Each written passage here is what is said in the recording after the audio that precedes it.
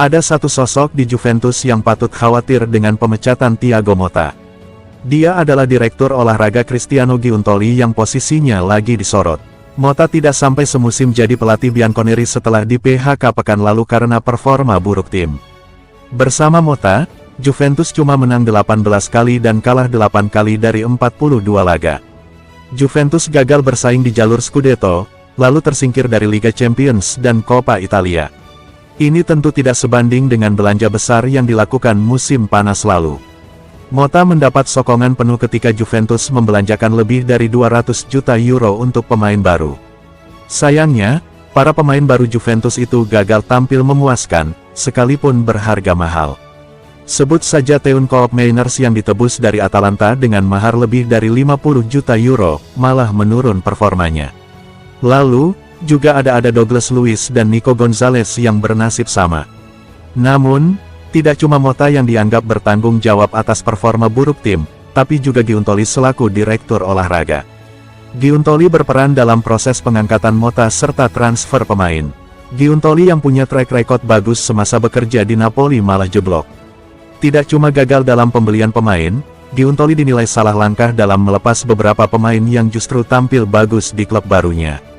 Sebut saja Dean Huijsen, bek muda Spanyol yang kini jadi rebutan klub-klub besar Eropa setelah tampil bagus di Bournemouth. Juventus cuma melepasnya seharga 17 juta euro karena terbentur aturan financial fair play.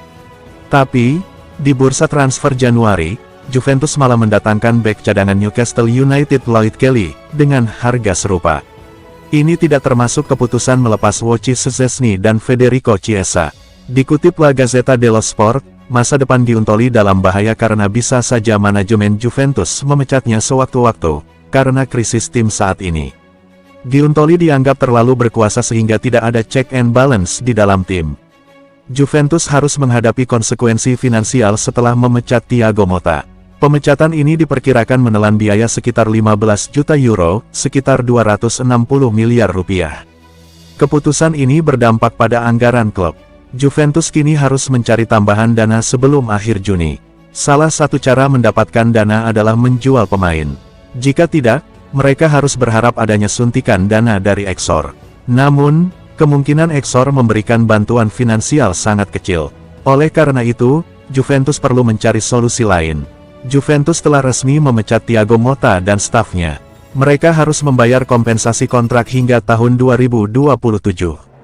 Biaya pemecatan ini diperkirakan mencapai 15 juta euro, sekitar 260 miliar rupiah.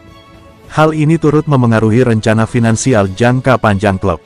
Juventus menargetkan kerugian di bawah 32 juta euro, sekitar 555 miliar rupiah pada akhir musim 2024/2025. Namun, target ini menjadi lebih sulit dicapai. Juventus harus mencari tambahan 30 juta euro, sekitar 520 miliar rupiah sebelum Juni. Tanpa Liga Champions dan sponsor utama, pendapatan mereka berkurang. Salah satu opsi utama adalah menjual pemain. Juventus bisa melepas beberapa pemain untuk menyeimbangkan keuangan klub. Jika tidak ada penjualan, mereka harus berharap keajaiban dari Exor. Namun, saat ini suntikan dana dari pemilik klub sangat kecil kemungkinannya.